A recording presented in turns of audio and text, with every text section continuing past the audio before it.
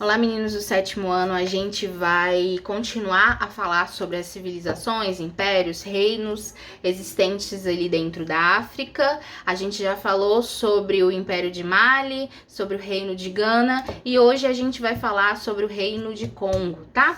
Ele vai ser um reino que vai começar ali no século XIV, vai atingir até o século XV, tá? A gente diz que é no final da Idade Média, né, e começo da Idade Moderna. Geograficamente falando, o Reino de Congo vai estar onde atualmente é o país do Congo, Angola e alguns outros países também. A gente diz que a região centro-ocidental da África, já chegando na costa oeste, tá? É um reino extremamente interessante de se estudar, porque ele vai ter um contato direto com os portugueses, tá? Vai ter uma política que não é expansionista, já pelo nome reino a gente pode identificar isso. Por quê? Porque eles não querem conquistar outros territórios, tá? Eles não são conquistadores, assim como dentro do Império de Mali a gente tinha essas conquistas territoriais. Então, apesar disso, vai ter uma centralização de poder na figura do Manicongo, que basicamente esse nome é utilizado para se falar rei, né? É o rei do reino de Congo, então ele se chama Manicongo, e a maioria dessa população do reino de Congo vão ser da etnia dos Bantous, tá? Que dentro dessa etnia mesmo já tem uma diversidade cultural bem grande, sabe? Então, como é que eles faziam essa centralização? O rei mandava basicamente em tudo e cobrava-se impostos de outras etnias que o reino de Congo dominava, ok? Dentro do reino de Congo a gente vai ter mais de 9 províncias, apesar de não se ter essa cultura, essa política expansionista, mas vão ter mais de 9 províncias. Então, esses impostos vão ser cobrados dessas províncias, ok? Economia. Parece muito com o Império de Mali, principalmente por conta do ecossistema, né, da natureza existente ali dentro da África, né, nessas localizações é bem parecido, tá? A gente vai ter um comércio interno, eles vão comercializar com outras civilizações dentro da África mesmo, sal, ferro. Lembrem-se que dentro do Império de Mali, o sal era extremamente importante e no Reino de Congo também vai ser. Além disso, tem algo que é extremamente famoso quando a gente fala do Reino de Congo, que são os tecidos produzidos por eles, tá? Vamos ter também alguns produtos de origem animal, como couro, como a carne, né? Eles criam e produzem aquela carne para comercializar, e eles vão, vamos dizer assim, atravessar o deserto para conseguir comercializar. Então eles comercializavam com o norte da África também, tá? Só que aí, como eu disse para vocês, eles vão ter um contato direto com os portugueses dentro do século XV. O que a gente tem que pensar? Eles estão ali na costa oeste, né, africana. Então, no século XV, a gente vai ter as grandes navegações acontecendo, ou seja, Espanha e Portugal procurando alguns outros lugares. Então, prestem atenção. Portugal vai estar procurando uma nova rota para se atingir as Índias. Então, ele vai fazer o quê? Vai atravessar, vai contornar, na verdade, né, o continente africano. E é nesse momento que ele passa a ter um contato com o Reino do Congo, tá?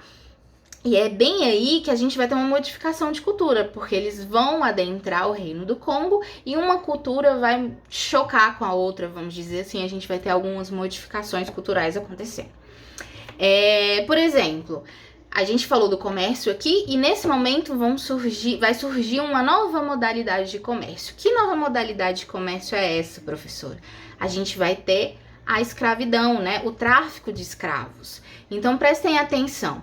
Existia escravidão dentro da África, porém, era uma escravidão assim interna, era diferente da escravidão que aconteceu aqui no Brasil. Então, prestem atenção, eles tinham conflitos com outras tribos, desses conflitos eles pegavam prisioneiros, vamos dizer assim, e os escravizavam, tá? Só que aí, Portugal vai se aproveitar dessa situação para fazer o comércio dos escravos. Então ele pegava os escravos dali. Então percebam que é quase uma imposição de Portugal, entendeu? Existia-se, sim, uma escravidão, sim, dentro do Reino de Congo, mas não era da mesma forma que existiu aqui no Brasil, ok? Vocês precisam entender isso. Dentro do Reino de Congo também é importante a gente falar sobre o Rio Congo, que é o segundo rio da África mais navegável, vamos dizer assim, tá? Eles têm o segundo maior rio da África navegável. O primeiro é o Rio Nilo, lá no Egito, que é de extrema importância, a gente sabe.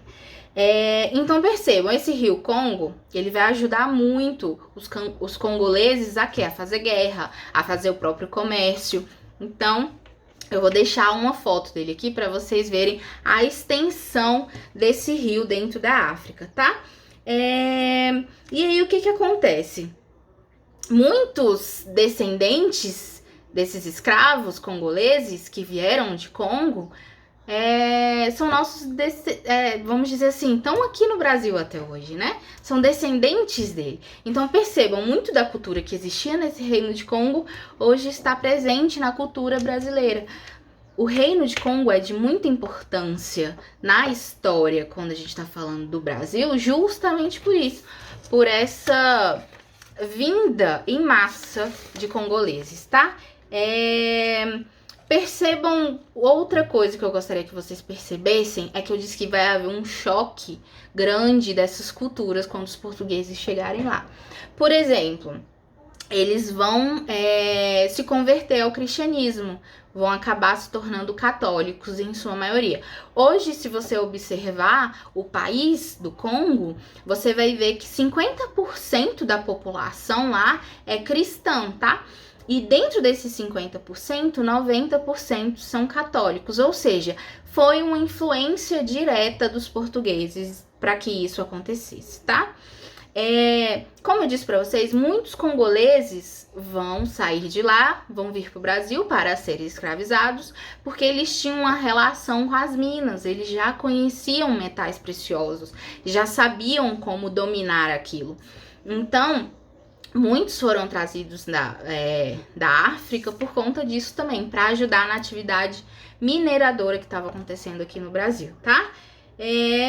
Meninos, acho que é isso. Eu espero que vocês tenham entendido a matéria. Qualquer dúvida, é só me chamar no WhatsApp, tá bom? Tchauzinho!